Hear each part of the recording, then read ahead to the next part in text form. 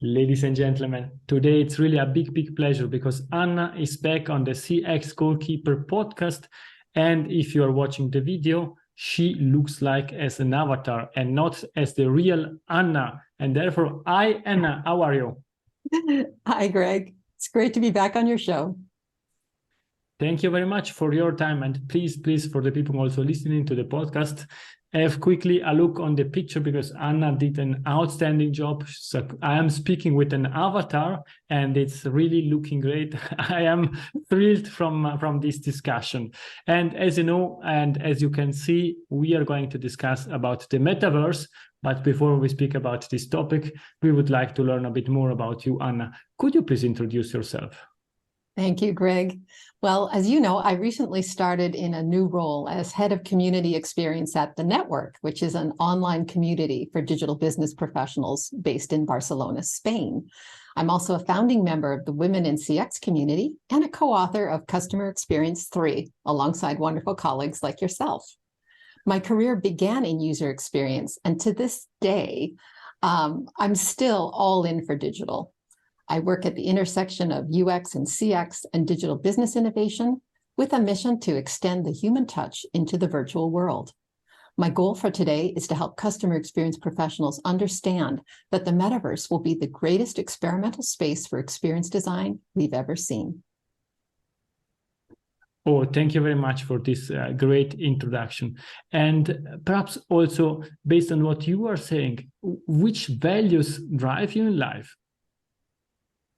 I think for me, it's always about connection, community, and creating value for each other. And those, I guess, are my big 3 C's. Oh, this is very interesting. And I would add at least 1 C, creativity, because I was never speaking to an avatar. Oh. And now I am doing that. Thank you. I guess that's true. I do value creativity as well. Thank you very much, Anna. And let's really start deep dive in the metaverse. You are really a big expert in this topic. I was able or allowed to follow you, and you were already sharing on several stages your experience with the metaverse and also sharing different avatars. But to make that understandable for everybody, what is your definition of the metaverse? Well, as you probably heard, there are many definitions of the metaverse out there, ranging from Matthew Ball's comprehensive everything but the kitchen sink definition to Kathy Hackle's simple idea of the metaverse being simply a merging of our physical and digital lives. But since you've so kindly asked me for my definition, I'd like to offer you something a bit more personal. I see the metaverse as a blanket term covering many different types of metaverse worlds, with the core idea being an immersive, interactive, 3D virtual world where we can meet to work, play, create, collaborate, learn, transact, express our digital selves, and enjoy intentional digital experiences that entertain and create value for ourselves and for each other. So you can see that my focus is not on any existing or future technology requirement, but rather on how and why we choose to be there. Before we can understand how to make the metaverse part of the customer journey, we'll need to understand what attracts new users into different metaverse worlds in the first place, what they want to do, and what keeps them coming back. The important thing to keep in mind is that there's no one metaverse, and no one company can claim to own it. Instead, what we have is a wide variety of metaverse-type worlds, all experimenting, learning, and reiterating as they go along. The early adopter brands that are already present in the metaverse are doing the exact same thing. They're starting small, taking risks, failing sometimes, and figuring out what resonates with the consumers and the creators they want to engage with. The idea of the metaverse is not new either. Neil Stephenson first mentioned the metaverse by name in his 1992 science fiction novel, Snow Crash. In real life, the oldest metaverse world is Second Life, which was launched nearly 20 years ago, with users represented as avatars, a marketplace of digital goods and real estate, and its own in-game economy. Today, some of the newest metaverse worlds are blockchain-enabled and Web3 ready. And you are touching perhaps the next relevant topic to really understand what is the metaverse. You mentioned blockchain, you mentioned Web3. is the metaverse related to Web3? How is this connection?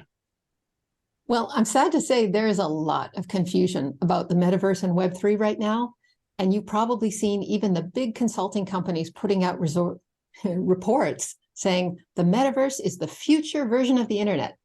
No, not really, but we'll get to that. Others say that Web3 is the future version of the internet. That's a little bit closer to the truth. But if they're both being called the future version of the internet, then you can understand why so many people talk about Web3 and the metaverse as if they are one and the same thing. So let's break this down so we can be clear about how Web3 and the metaverse are two different things. Since 2021, we've been transitioning to Web3 from the Web 2.0 era, also known as the social web, which gave us social media platforms, user-generated content, influencer marketing, all of that attention-grabby stuff. Web 2.0 also delivered major privacy violations, exploitation of user data, an explosion of misinformation, propaganda, and conspiracy theories. And the result was real-world negative consequences on a massive scale. We even saw a few tech companies become incredibly powerful during this time, generating massive wealth for the few while entrenching inequity. Web3 is meant to address some of these issues. The basic idea is that Web3 will be built on secure, blockchain-enabled, decentralized applications that support a token economy of user-owned and controlled crypto assets and data. So instead of competing for customer attention, Web3 paradigm is a shift towards competing for loyalty and investment from individuals as well as communities. The next evolution of the internet actually involves multiple converging technologies, including, really importantly, 5G mobile, plus the blockchains, the cryptocurrencies and assets I already mentioned, and extended reality tools. So Web3 is an important part of the future internet, but it's not actually everything. And the metaverse is also not the future internet. But here's a way you can think about it. Think of it instead as, think of the metaverse as a 3D interaction layer that we can use to access virtual worlds in the internet. And I see it as the greatest experimental space for experience design that we've ever seen. So how's that going so far would probably be the next question.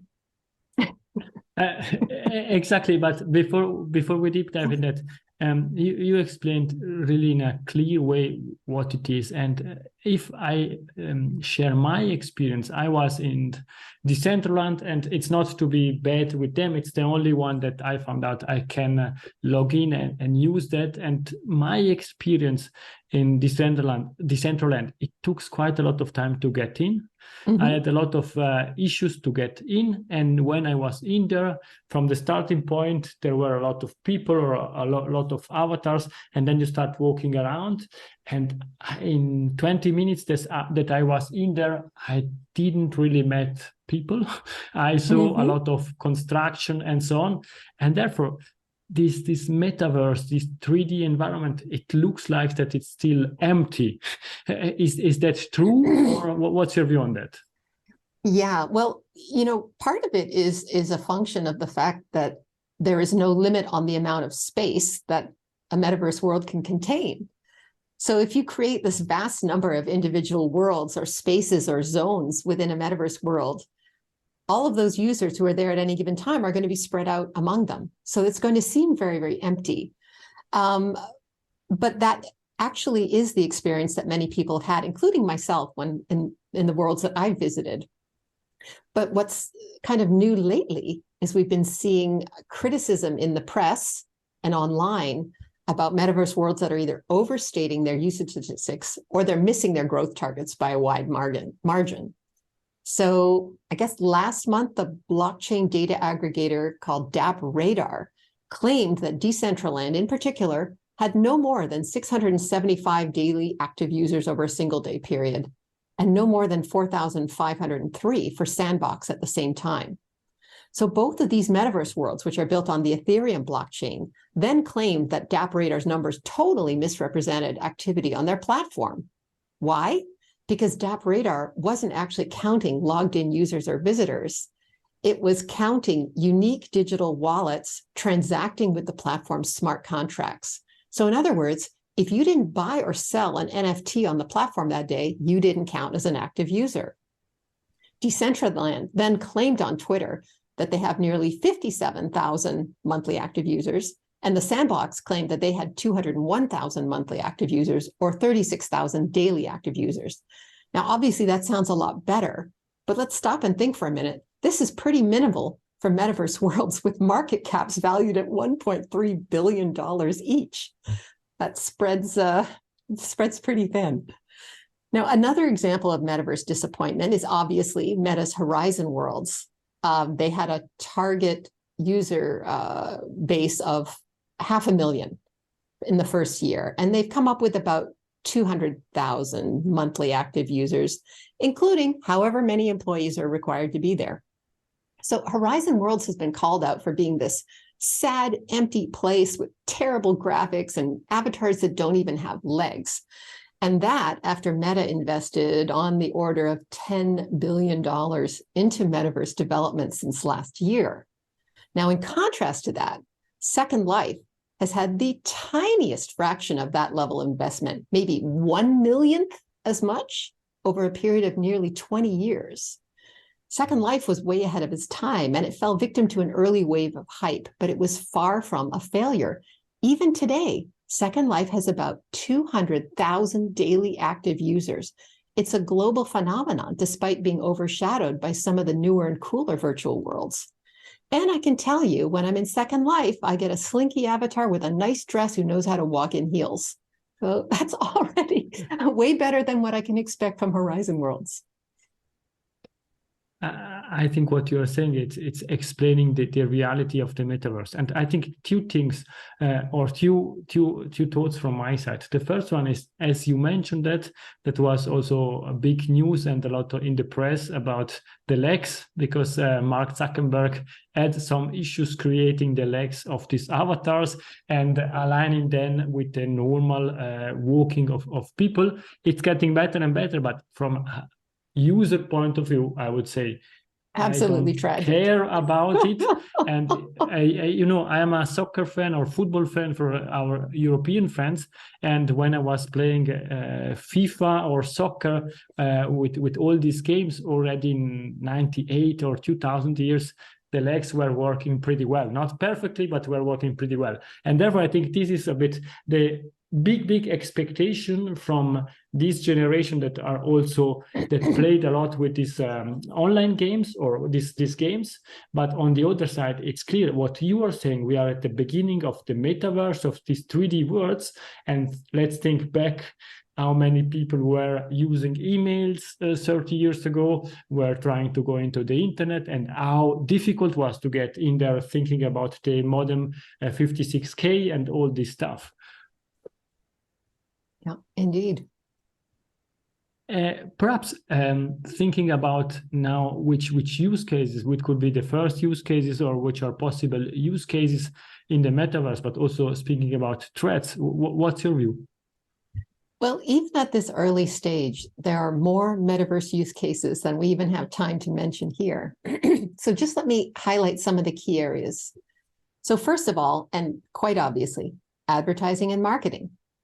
We've seen a huge amount of interest and fizziness about the metaverse in the marketing world. And not surprisingly, since the metaverse is more than just another channel, it actually represents entirely new markets, new products, new revenue streams, new ways to connect with consumers and creators, and all new ways to engage with brand fans and communities.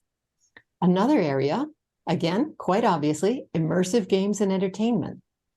Gaming is already the tip of the spear as far as metaverse development goes. So it's the ultimate testing ground for fun and immersive experiences with real stickiness.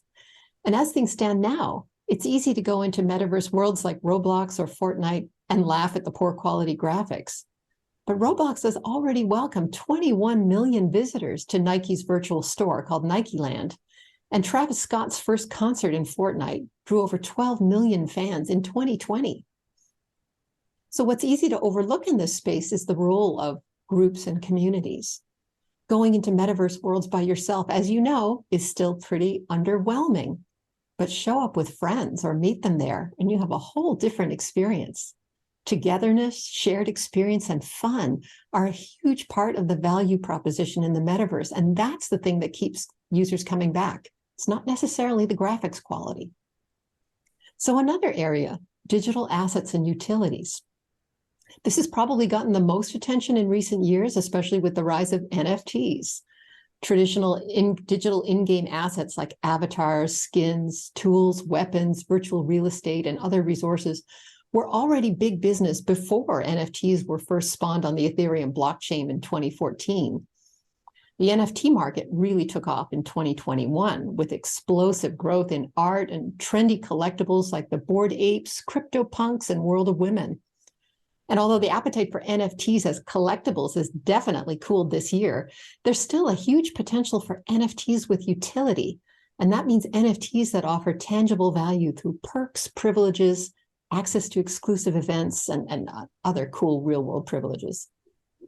So then an area that I cannot neglect to mention is customer experience.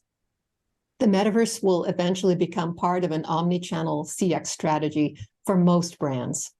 Virtual stores will create personalized, engaging buying experiences that blur the boundaries of the physical and digital worlds. For example, luxury brands are betting on a phygital strategy, pairing designer goods with an NFT digital twin that certifies authenticity and deters counterfeits.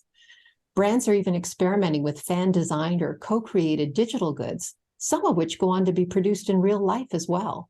So it's a whole new frontier of customer engagement and connection. The metaverse will make traditional loyalty programs obsolete, since brand loyalty will be built on more powerful emotional drivers than just points and difficult-to-claim rewards. So, for example, brand loyalty in the metaverse can and will be built on shared values, group identity, investment, co-creation, and opportunities to own a unique piece of the brand experience through NFT drops, token-gated spaces and events, and other exclusive privileges. And that brings me to education and training. This is another fascinating use case for the metaverse. During our lengthy pandemic lockdowns, we were thrust into this all-remote way of living and working and learning. In Germany, teachers went home on a Friday and literally had to be ready to start teaching online by that Monday. It was the most incredible mobilization of non-techie people into the digital world. It wasn't perfect by any means, but teachers and students had to make it work. So an interesting story is that the founders of the spatial metaverse world were surprised to find universities and colleges setting up courses there during the pandemic. They quickly adapted and found that immersive learning in the metaverse would be a more creative and memorable experience than in real life. They could teach greater numbers of students without losing the quality of the experience, and the students were no longer limited to just schools in their vicinity. In addition, professional training using virtual simulations is actually more effective than traditional training. It engages the trainees more, it expands their skill sets, it improves knowledge retention, it enhances problem-solving capabilities, and it generates a lot more satisfaction with the learning process. So this is just the tip of the iceberg, really. And there are a lot more that we can go into, but you've asked me also about threats, and I think that those things are important to address as well. So, as you might expect, there are threats associated with the metaverse, and it's a long list as well. But some of the main ones are security, standards, legal and regulatory issues, crypto volatility, and social harm. Metaverse worlds, crypto exchanges, and NFT marketplaces can and will be subject to cyber attacks, scams, frauds, and other crimes, adding up to a cool $12 billion haul, according to some observers, and that's just so far. The metaverse today consists of thousands of separate worlds that don't connect with each other. That's why there's no one metaverse. We don't have the interoperability standards that would allow us to move seamlessly between worlds, nor do we have portability for our digital assets. For brands, this means not only having to choose where in the metaverse to be present, it also means having to start again from scratch if they move to another world. Technology advances also tend to run ahead of the legal and regulatory frameworks that we live by. So early adopters might find out the hard way that the NFT they think they own isn't recognized as legal property almost anywhere in the world except for the UK, which only ruled on it in April of this year, by the way. And there's also a wide variation in the world as to cryptocurrencies and exchanges being regulated or not. And that can also increase the risk involved with investing in crypto. Probably everyone by now has heard the term crypto winter used this year. And that refers to a sharp decline in most cryptocurrencies earlier this year after a long phase of rising values that, quite honestly, was mostly driven by speculation.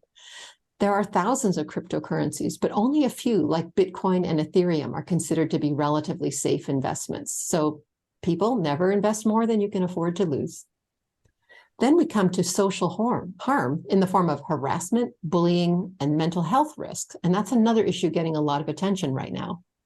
In a recent survey, more than 3/4 of people believe that the metaverse will have a negative impact on society. That is a massive thumbs down for the metaverse. And that's something we're going to have to address before this ever becomes mainstream popular. Many people worry that the metaverse will immerse us so deeply into virtual worlds that we'll become disaffected and disconnected from real life, leading to problems like addiction, dissociation, depression, antisocial behavior, and losing touch with reality, among other things. Bullying and harassment in digital spaces has been a problem for as long as there's been an internet. But the immersive nature of virtual worlds intensifies the sense of violation, and everybody needs to understand that. You will feel it much more personally in an immersive environment than you would, say, in an online chat forum or something.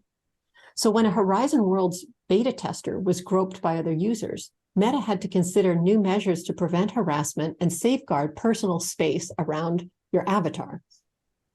We still have a lot to learn about how our digital sense of self perceives these interactions in the metaverse and just how real they can seem to us.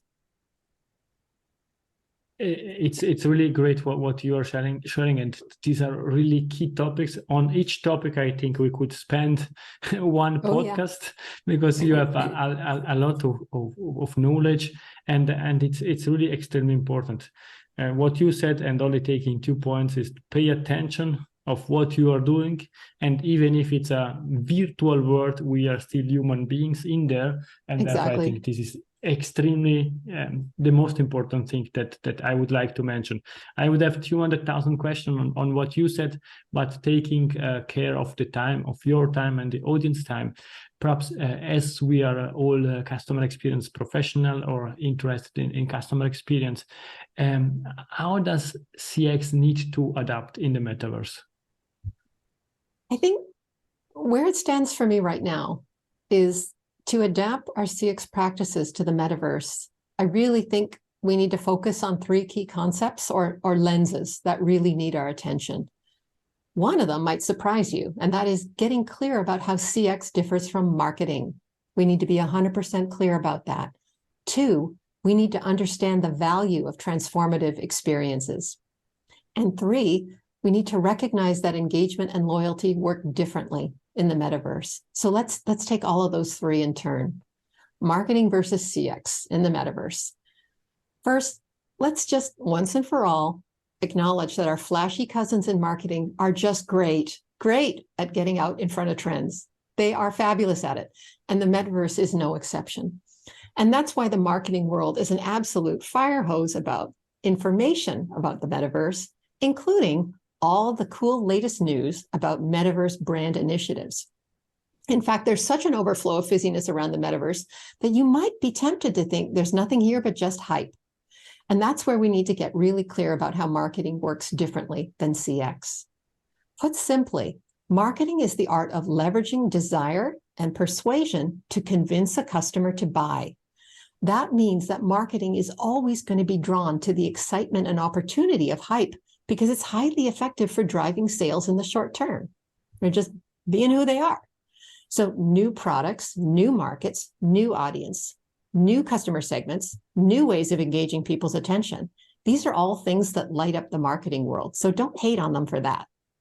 Now, customer experience is a little different because we optimize for the longer arc that includes customer retention and advocacy, not just acquisition. Our job doesn't stop there.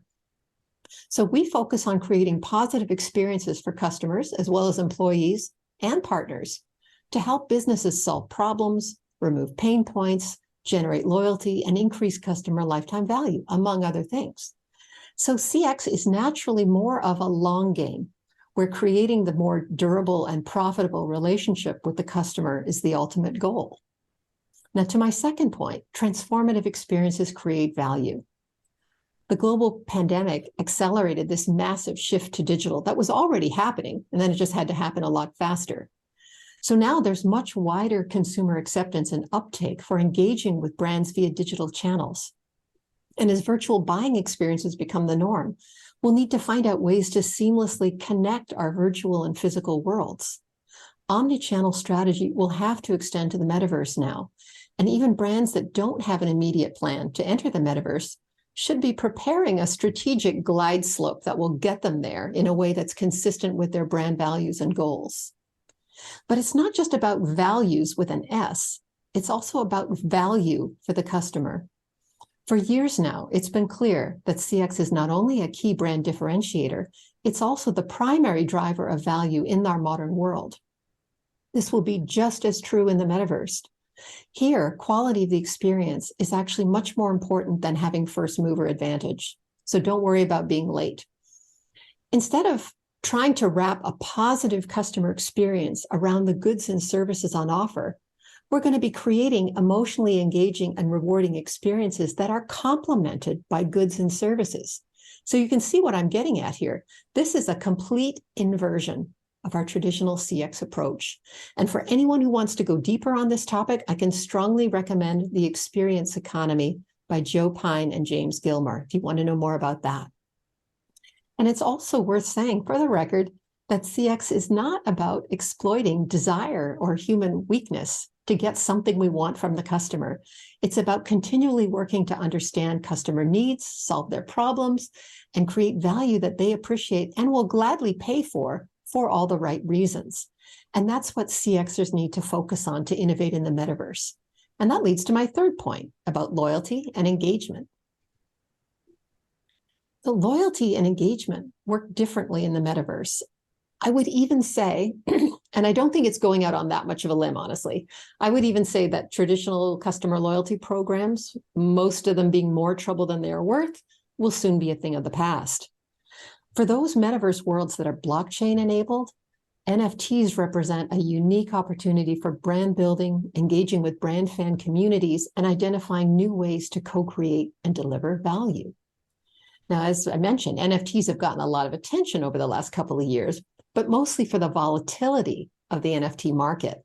We have seen some absolutely crazy selling prices for some NFT collectibles that went up like a rocket and then crashed right back down to earth. And one absolutely notorious example is the NFT of Twitter co-founder Jack Dorsey's first ever tweet, which sold for $2.9 million in March of 2021. A year later, the buyer attempted to resell it on the OpenSea marketplace, but withdrew when it failed to attract any bids over $14,000. Oops. So NFTs that only offer intangible value like bragging rights, trendiness, or desirability are always going to be subject to people's short attention spans and tendency to move on to the next big thing that is so hot right now. But let's not write off NFTs, because real lasting value tends to be tangible rather than intangible. And a great way to give an NFT tangible value is through utility. And here, utility means that there are perks and benefits to owning that NFT, not only in virtual, but in the real world as well. And just to cite a few examples, it could be things like exclusive access to an owner or member community, tickets and passes to physical events like concerts, meetups, and parties, access to token-gated online spaces and events as well in the virtual world, additional NFT drops, or even crypto coins in your wallet, IP rights to monetize your NFT, which is a big deal with the Bored Apes for one thing, and also collaboration and co-creation opportunities. Some of the use cases regarding NFTs haven't even been dreamt up yet. Adding utility gives NFTs the tangible value that makes them worth a higher price in the first place and can also make that price more likely to be stable over time. They can even grow in value depending on scarcity and any additional perks or privileges that get added. And also really important to think about is that NFTs bring this level of emotional connection with the customer that is otherwise very difficult to create, and we all know this. NFTs help customers and fans feel like they're part of the brand. They become invested, they have a small piece of ownership, they have a role to play in supporting the brand, they help build brand equity, and they have a part of their identity attached to the brand and the community. So from the brand perspective, there are opportunities to show customer appreciation or to provide rewards for top employees. We haven't talked about employees very much, but that's an opportunity. They can broaden their pool of good ideas by leveraging NFT holders for collaboration, co-creation, and product launch perks. There's also the opportunity to enhance the brand through NFT-driven philanthropy and crypto donations to causes that really matter to their customers and their fan community. So in short, we're going to use NFTs to identify superfans, to offer perks and rewards, to incentivize the desired actions and behaviors, encourage loyalty, and build communities around brand purpose and values. NFTs are actually an incredibly powerful tool for building a deeper, more meaningful, and more invested customer relationship. And just one final point about adapting CX to the metaverse. We urgently need to prepare ourselves professionally to understand new digital environments and emerging business models. This is something that you and I have spoken about before when I joined you on the show last year to talk about CX and platform businesses. We live in a world that is increasingly built around platforms and digital ecosystems, so we need to understand how they work and how that affects our practice of CX. Then in order to design for intentional experiences in the metaverse, we need to experience it firsthand. So CX professionals will need to upgrade their skill set with firsthand experience of Web3, virtual environments, and the supporting tools and technologies that make it possible to blend our physical and digital worlds. It's really incredible the quality of the explanation that you are sharing. Also in this case, I would have 200 examples, but the best or the thing that I would like to add, it's exactly what you were saying. For example, We Friends from Gary Vaynerchuk is exactly creating what you are doing, going through all these three main topics that you shared, because if you are owner of one of their NFTs, then you are allowed to join the community, you are allowed to join the events, and this is make it really extremely valuable also for the community and for being part of such a community. But now I am still in this year. I think with your avatar, you're already in the future. And now the big question is, how do you see the metaverse impacting our life in 2030? Well, I think there's something else that we should address before we get into that, and is what should companies do to move into this world? I think that's really important. So let's digress a little bit and talk about that, because I've talked about things more in a theoretical way, and I want to just give some practical tips to companies that are thinking, maybe we should be there. How can we tell if we should be there? What should we do? How should we start? And all of this. So I really want to address that first before we talk about future possibilities. And the first thing that every brand needs to realize is that it's not too late. It's actually early days still. There are still a lot of technical hurdles to clear in the coming year, as well as these legal, social, and practical barriers to mainstream adoption of the metaverse. So for the time being, it's still a very niche environment. The second thing to remember is that a basic principle of CX is to meet your customers where they are.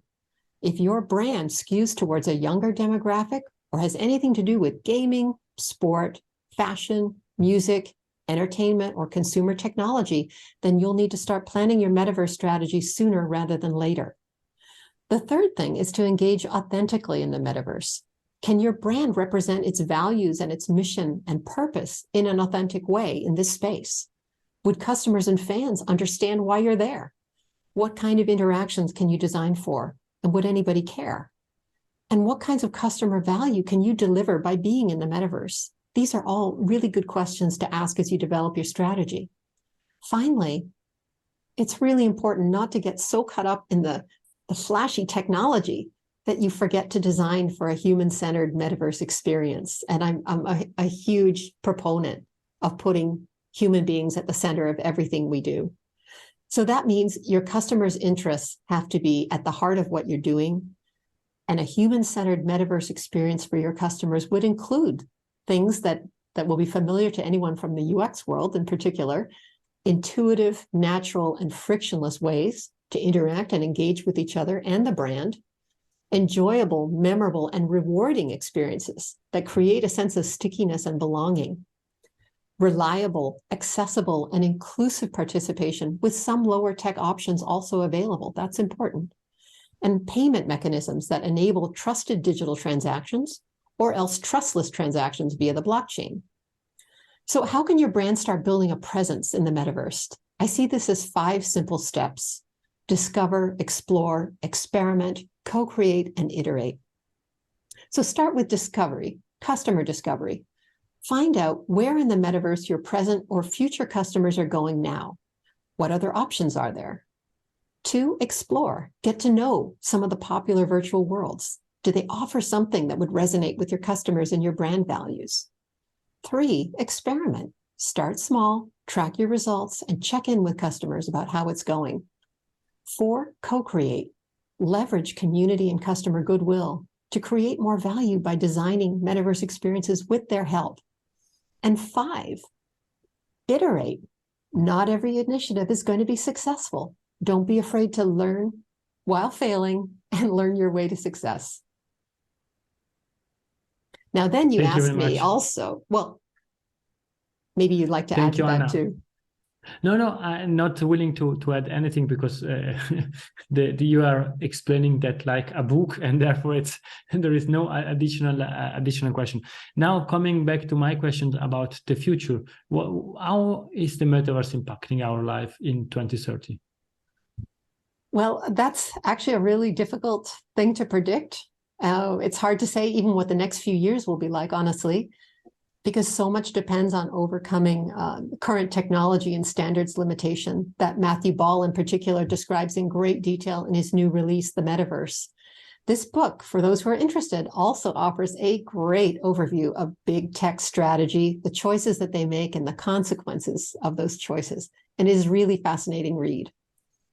Current predictions are that there could be as many as 5 billion metaverse users by 2030. Maybe it will take until 2040, we don't really know. But the metaverse will become more and more a part of our everyday lives in what's predicted to be a market size of 10 trillion by 2030, give or take about 5 trillion. Some estimates say much more than that. So probably the best indicator of the metaverse's potential for our lives is the sheer amount of money and talent being poured into it right now. We don't know yet what it will look like, but we do know that something profoundly consequential is going to come out of it. There will be, for sure, large ecosystems of connected devices that are integrated into our everyday lives. We'll have smart clothing, wearable technology, and access to a networked knowledge ecosystem. This will offer us all kinds of new ways to do our usual things, including for work and industry too. And that said, the greatest potential may be for a new kind of third place between the physical and digital worlds. And that's the promise of augmented reality, or AR, which can offer us a digital information layer on top of our real life experience. So imagine you're walking down the street and you're getting personalized offers from stores about deals on products that you're actually interested in. It could be a restaurant that pings you with a lunch invitation when a friend is already there. It could be getting player stats and replays while you're watching a live sporting event. I know that would speak to you, Greg. It could also be like having a virtual assistant who's with you at all times. And what makes AR so exciting is that it doesn't require anything more complicated than a smartphone, which already has 86% market penetration on this planet. So 86% of the world's population is already using a smartphone. The pandemic taught us that real human contact still matters, but it also taught us that we could find a place of connection, fun, and fulfillment online as well. So I don't think most of us will want to spend all of our time in the metaverse, but we will find it a compelling and meaningful idea to be there at least part of the time. And if we focus on human-centered design that puts people first, we can design a metaverse that we can all be invested in and that creates real value in our lives. And I hope you're as excited about that as I am. Yeah, I'm extremely excited because I think what you are saying, and if we apply what you are saying, then it will help our life, it will improve our lives, and it will do a lot of things easier and simple, and we could save a lot of time to spend then on real experiences or other experiences that bring us really additional value. We are coming to an end of this discussion, but in the last 2-3 minutes, I still have 3 questions to ask you. Mm-hmm. Before we go into this discussion, it was really a great discussion. These were outstanding insights about what we discussed. Perhaps, is there a book that you would like to suggest to the audience that help you during career or during your life, or it help you learn about the metaverse? Oh my goodness, I have 4 actually. One I've already mentioned to you. I really think that everyone in CX right now should read The Experience Economy. That's where it's at. I've also mentioned The Metaverse and How It Will Revolutionize Everything by Matthew Ball. I think you just cannot get a better overview of the metaverse than that. There's also another one that I think is really important. If you're interested in immersive technologies, there's no better guide to that than a guy called Tom Fisk. And he has written a book, also released this year, I believe, called The Metaverse, A Professional Guide, an expert's guide to virtual reality, augmented reality, and immersive technologies. And I think for experienced designers, it's going to be really important to know that. There's also another book, if you're interested in how the metaverse will affect employee experience in all various ways. A really good book by Kathy Hackle and John Buzzell is The Augmented Workforce, How the Metaverse Will Impact Every Dollar You Make. So those are the big 4 right now. There are a lot of books being published about the metaverse right now, but I'd say if you can't find the author of those books on LinkedIn, there may be a good reason for that. So you really want to learn about the metaverse from people who really have an authoritative voice in that space. I think Kathy Hackle has over 100,000 followers on LinkedIn. She really is a top voice and has a newsletter that's extremely useful. Tom Fisk also has an email newsletter that will keep you up to date on immersive tech. I'm not sure about Matthew Ball. I'll have to check into that. But basically, the more you can learn from people who really know what they're talking about, the less time you'll waste on ideas that are maybe a little bit misleading or won't help you progress in your own work and your own career.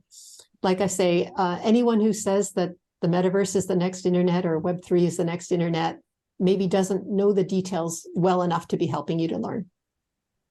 Oh, sure. Thank you very much for sharing these 4 books. And for the audience, the first one from Joe Pine, Experience Economy.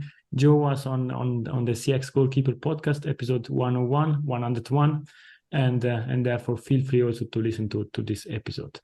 Anna, if somebody would like to contact you, what's the best way? Well, the best way is to contact me on LinkedIn, Anna Noakes Schulze. I think there's a contact email address there too. You can DM me, and I'm connection friendly. So don't worry that I'll reject your request if you want to connect with me, because I'm just, really, really happy to connect with like-minded people who are interested in CX, interested in digital business models, interested in the metaverse, interested in Web3. It's a brave new world out there. And I think the more we gather together around these topics, the more we're going to learn from each other and the better an experience it will be. Thank you very much. And the last question is Anna's golden nugget. It's something that we discussed or something new that you would like to leave to the audience. Oh, I totally forgot about the golden nugget. Well, maybe it has to be was it the 3 C's or was it the 4 C's? I forget. It was the 3 C's and we added the 1. Connection, community, collaboration, creativity. I guess that's your 4 C's right there. That's perfect, I think. And with this 4C, we can conclude the discussion. It was a great pleasure. Anna, please stay with me. to the audience, I hope that you enjoyed this discussion as much as I did. Thank you very much, Anna, for your time. Thanks for joining us, everybody. Meet you in the next. If you enjoyed this episode, please share the word of mouth, subscribe it, share it. Until the next episode, please don't forget, we are not in a B2B or B2C business, we are in a human-to-human environment. Thank you!